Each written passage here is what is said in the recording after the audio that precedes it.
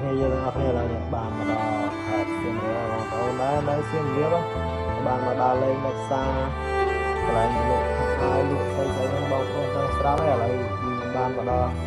ពីសុំធ្វើមកវីដេអូហ្នឹងបងប្អូនយើងមកខេត្តសៀមរាបគឺគោលដៅដាក់ចង់យីមកប្រាសាទហ្នឹងបងអ្វីដែលសំខាន់ដែលអស់ខ្យល់ហើយធ្វើ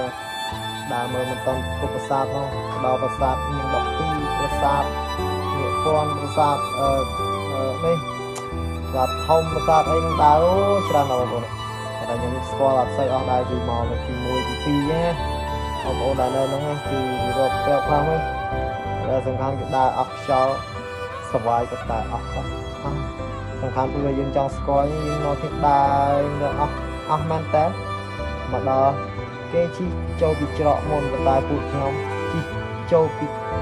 នេះមកមុនចេញច្រកតាមច្រកទៅវិញហើយដែលសំខាន់គឺអស់ពេល